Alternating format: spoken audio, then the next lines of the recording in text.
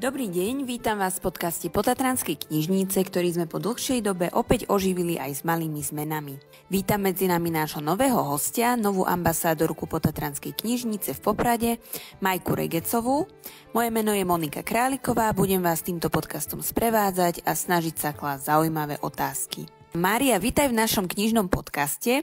Skús sa nám trochu predstaviť, možno, že odkiaľ si, niečo osobné o tebe, čomu sa venuješ, alebo čo si vyštudovala.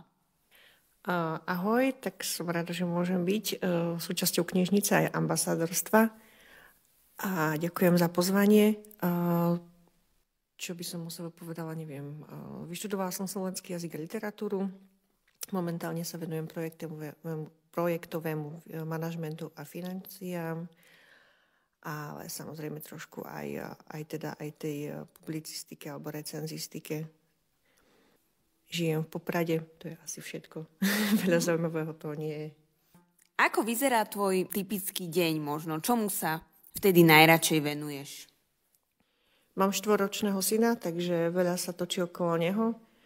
Bežný deň sa začína asi možno hodinu skôr, ako by mi to bežne trvalo, lebo teda kým jeho vychystám, potom keď idem do práce a po obede sa mu venujem večer.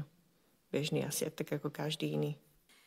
Mám takých pár mojich obľúbených otázok na rozbeh, takže skúsime. Ktoré z 3 slová podľa teba ťa najviac vystihujú? Asi literatúra, kultúra a bezprostrednosť. Aký je tvoj obľúbený príbeh? Môže byť knižný, filmový, alebo je taký životný, nejaký tvoj osobný, obľúbený, inšpiratívny príbeh? Mám veľmi rada film Dobrý ročník, tak asi to. Čo zásadné si sa nedávno naučila? Asi, že je možné byť dobrým rodičom. Káva alebo čaj? Určite káva. Dobre, takže prešla si týmito 4 otázkami na rozbeh. Myslím, že v knižnici ťa vítať nebudem, tu si predpokladám ako doma. Ako začal tvoj príbeh s čítaním a potom možno aj s knižnicou? Do knižnice som chodila ešte skôr, ako som začala vôbec chodiť do školy. Knihovníčka by vtedy povedala, že keď pôjdem do školy, tak mi dostanem aj vlastný preukaz. Tak prvý školský deň som prišla hneď a dostala som svoj čitateľský preukaz prvý. A odvtedy je to láska? Už predtým bola, navždy bude. Skús nám predstaviť tvoj knižný vkus. Čo by sme našli v tvojej knihovníčke, keby sme sa prišli pozrieť k tebe domov? Tak, študovala som literatúru, tak mnoho literárnej vedy, asi aj veľa poézie, detektívky, či už slovenské alebo svetové a ešte tiež fantasy možno a mnoho detských kníh, dobrodružné knihy. Máš nejakých aj takých autorov, ktorých kupuješ automaticky, že je to taká stávka na istotu pre teba? Áno, z detektívok alebo z takých špionážnych kníh je to Daniel Silva. Mám rada aj Dicka Francisa alebo Felixa, jeho syna. A potom mnoho poetiek, napríklad slovenských Annu Ondrejkovú, Evu Luku, Janu Bodnárovú.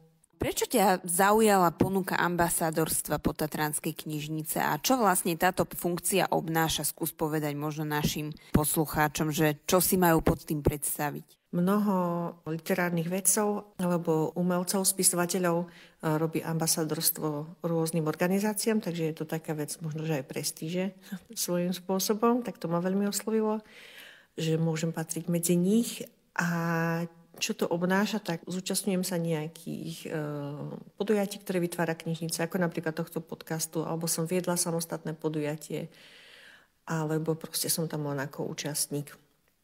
A prispievam ešte každý mesiac knižným typom alebo takou recenziou na stránku knižnice. A to podujatie, ktoré si ty viedla, tak skús nám povedať, že o čom bolo. Bolo v rámci mesiaca úcty k starším a bolo hlavne venované roli ženy a matky a babičky, teda v spoločnosti a ako je to zobrazené v literatúre, tak o tom sa vlastne diskutovalo. Skús nám povedať, prečo považuješ čítanie a vlastne prácu knižníc za dôležitú. Lebo je to najlacnejšia krajina fantázie. Takže akokoľvek sa dokážete dostať k akejkoľvek knihe, kedykoľvek vlastne. Medzi knižničná výpožička existuje, koľko vôbec pobočiek je v danom meste a môžete si rozšíriť proste obzor. Čokoľvek, čo si chcete dozvedieť vlastne v tej knižnici je. Aké sú podľa teba také najväčšie výzvy, s ktorými sa dnešné knižnice stretávajú? Keďže nie som priamo z knižnice, tak to úplne neviem povedať, ale myslím, že na kultúru sa v súčasnosti celkovo nedáva tak veľa peňazí, možno ako by sa mohlo. Takže ani tých nových kníh nie je toľko. Takže ak sú takí, dajme tomu, že skalní čitatelia, tak oni automaticky čakajú na nových a nových autorov. Alebo teda tých autorov a ich nové knihy. Takže myslím, že s týmto je trošku. A celkovo možno aj väčšia dostupnosť kníh niekedy svojím spôsobom možno uberá čitateľov tým knižniciam. A ľudia si kupujú knižky len tak už do zasúky. Poznám mnohých takých a tak ako konzum. Proste kúpite si šaty, ktoré si nikdy neoblečiete. Niekedy to možno bola taká udalosť ísť do knižnice a dnes už naozaj z toho gauča si tú knihu človek vybaví akýmkoľvek spôsobom a nemusí vlastne nikde ani ísť. A to je možno aj trochu škoda, že tým aj menej tých čitateľov chodí. Nadviažem možno s týmto aj na tú ďalšiu otázku, že či si myslíš, že moderné technológie konkurujú knihám, alebo že je to zatiaľ len v takom štádiu takého doplňania, alebo už nahrádzajú tie knihy. To asi nie. Neviem, či niekedy prídeme do takéto doby, kedy vôbec už nebudeme potrebovať knihu, ako takto fyzicky ju chytiť, lebo stále poznám veľa ľudí, ktorí si kúpia knihu len preto, aby ju napríklad mali, alebo preto, aby sa im mohli dotknúť. Ale svojím spôsobom to doplňa, ako v mnohých veciach tiež prišla moderná technológia, ale stále, neviem, každý má doma ešte napríklad metlu, alebo mnoho ľudí, takže úplne to nevytlačilo. Áno, tú klasiku to nevytlačí. A dúfajme. Čo dobre si v poslednej dobe prečítala a možno aj, ak máš nejaké sklamanie knižné, tak môžeš spomenúť. Úplne asi poslednú knihu som prečítala Atomové návyky. Tak to som bola veľmi milo prekvapená, ako je to svojím spôsobom pútavo, dobre napísané a na druhej strane, že ako širokú škálu ľudí to oslovilo, lebo som sa o tej knihe rozprávala aj s 50-ročnými ľuďmi, aj s 20, aj s 17, takže je to naozaj asi veľmi populárne. A to bolo také milé aj prekvapenie, aj vlastne to, čo sa nachádza v tej knihe. Ten obsah bol veľmi zaujímavý a sklamanie asi nemám žiadne. To je super, že nemáš sklamanie. Všimla si nejaké aktuálne knižné trendy? Čo sa podľa teba teraz číta? Myslím, že už dlhší čas valcuje svet fantasy. Už sa teraz dostáva úplne všade. Ja neviem, ja som čítala detektívku, ktorá bola fantasy, detské knihy, samozrejme dobrodružné knihy, ženské romány. Má to naozaj veľmi veľa odvetví, takže už všade sa proste dostáva to fantasy a vďaka tomu sa dostáva aj téma inakosti viac do popredia a to považujem za veľmi dôležité.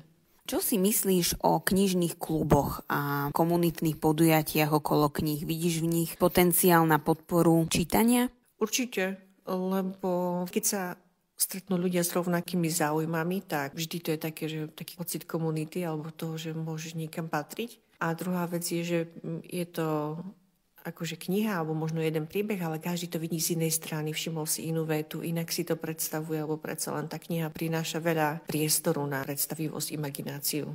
Keby sme sa teraz zasnívali a mohla by si byť akoukoľvek knižnou postavou, kým by si bola? Robinom Hoodom. Nečakaná mužská postava, ale veľmi pekná, veľmi zaujímavá. A čo by si odkázala ľuďom, ktorí možno ešte neobjavili to čaro kníh alebo čaro knižníc? Ako by si ich možno namotivovala? Knižnica poskytuje veľmi veľa, napríklad Potatranská, keďže s ňou spolupracujem najbližšie a viem o nej najviac. Veľmi širokospektrálne tie podujatia, takže aj pre deti naozaj baby čítanie, či už pre starších ľudí, aby si trénovali pamäť. Nemusíte byť milovníkom kníh, aby ste prišli do knižnice. Už len to, že sa stretnete s ľuďmi, že si môžete pozobrieť knihu a neviem, o háčkovaní, o rybách, o čomkoľvek, čo len chcete. Takže v tom by malo byť to čaro, malo by nám to stačiť. Tie také milé stretnutia tu v knižnici a hlavne to stretnutie s knihou a naozaj s tým širokým množstvom tém, s ktorými sa môžeme v knižnici stretnúť. Majka, ja ti ďakujem veľmi pekne za tento rozhovor. Máme taký predvianočný čas, tak ti prajem krásne Vianoce. Verím, že sa čoskoro opäť stretneme pri natáčaní možno ďalšej časti podcastu. Čo ťa čaká? Máš nejakú takú prichystanú vianočnú knihu, ktorá ťa čaká, že pri stromčeku si prečítaš? To asi nie. Vianoce sú mnoho o tom, že si rád, že si sa aspoň trošku vyspal a milión detí okolo teba. Takže čítanie je luxus, ale tak hádam, nájdeš si aspoň trošku času aj na tú knihu. Prajeme aj našim poslucháčom krásne Vianoce, krásny štart do nového roka a tešíme sa na vás niekedy na budúce. Majte sa.